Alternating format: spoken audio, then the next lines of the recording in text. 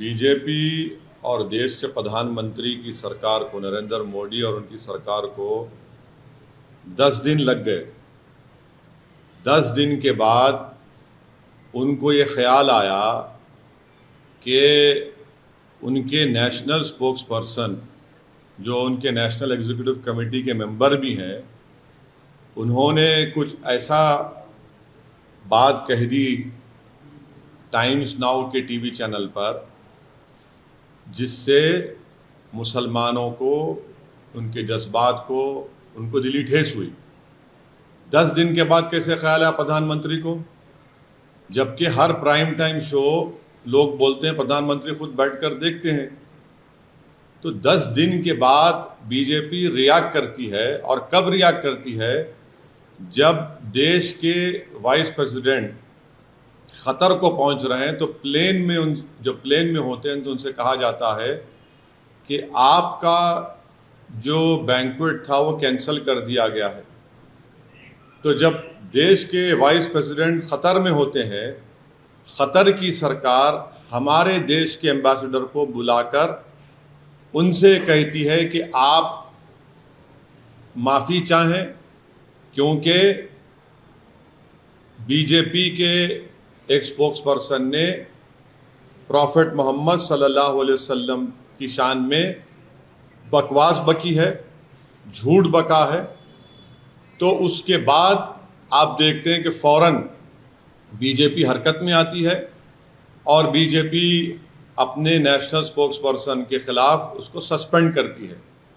मैं देश के प्रधानमंत्री को, जब भिवंडी में मैं जनसभा को एड्रेस कर रहा था, उस वक्त भी प्रधानमंत्री से अपील किया कि आप देश के प्रधानमंत्री हैं, आप अपने नेशनल स्पोक्स पर्सन के खिलाफ एक्शन लीजिए। ये गलत कहा उन्होंने, मगर देश के प्रधानमंत्री टस से मस नहीं हुए। और 10 दिन के बाद, क्योंकि गल्फ कंट्रीज में ये मसला बहुत बड़ा हो चुका था, इसलिए हालत मजबूरी में देश के प्रधानमंत्री ने अपने नेशनल स्पोक्स पर्सन के खिलाफ एक्शन लिया। ये सरासर गलत है।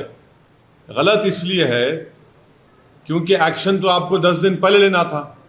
जब मैं बहैसियत एक भारत के इंडियन सिटीजन के, मेरा मज़हब मुसलमान, मैं मुसलमान हूँ, हम आपसे अपील कर रहे हैं, डिमांड कर रहे हैं कि आप एक्शन लीजिए। अब एक्शन नहीं लेते आप, क्यों एक्शन नहीं लिया आप बताइए देश के प्रधानमंत्री? क्या असदुद्दीन ओवैसी का डिमांड, क्या असदुद्दीन ओवैसी की आवाज फॉरेन कंट्री के लीडर से कम है क्या? आप मेरे प्रधानमंत्री हैं, आपको मेरी बात सुननी चाहिए।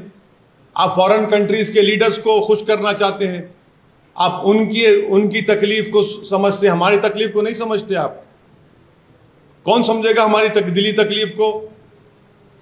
और तीसरी बात यह है कि ये हमारे एम्बेसडर ख़तर के, वो कब से स्पोक्स पर्सन बन गए बीजेपी के? वो कब से कहना शुरू कर दिए फ्रिंज एलिमेंट? वो क्या, ये भारत की जो हमारे जो एमईए का डिपार्टमेंट है, चाइना की तरह अलग है ना। चाइना में तो जो एम्बेसडर होता है वो सीपीपी पार्टी का मेंबर होता है। ये कब से हो गया कि एम्बेसडर अब बीजेपी का मेंबर हो चुका है क्या? एम्बेसडर होता है, एमईए के माहतेद आता है। ऐसा दिख रहा है कि चाइना का सीपीपी का model Narendra Modi foreign ministry में एक्सटर्नल इंप्लीमेंट कर रहे हैं। फ्रिंज कैसा होगा बताइए? नेशनल स्पोक्स पर्सन है, फ्रिंज कब से हो गया? और पांचवी बात, ये फ्रिंज खुद मेन स्ट्रीम है, फ्रिंज खुद मेन स्ट्रीम है। छठी बात यह है कि हमारे देश के जो नागरिक इन गल्फ कंट्रीज में रहते हैं, वो 34,20,000 के करीब रहते हैं। यूएई में खुद 34,20,000,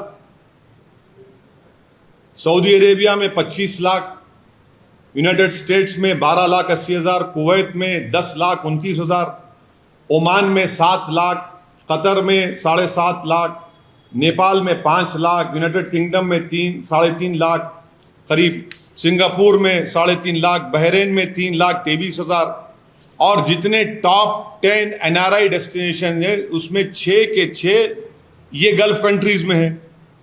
अगर ये गल्फ कंट्रीज में इंडियंस के खिलाफ हॉस्टिलिटी बढ़ जाएगी तो क्या होगा? अगर ये लोग हॉस्टिलिटी शुरू कर देंगे और हेट वायलेंस वहां पर शुरू हो जाएगा इंडियंस के ऊपर, तो कौन जिम्मेदार है? प्रधानमंत्री जी बताइए। और देश को 55% रेमिटेंस यही कंट्री से आता है जिसका मैंने भी नाम लिया।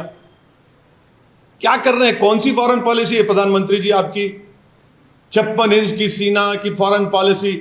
आपने देश की फॉरेन पॉलिसी को बर्बाद कर दिया।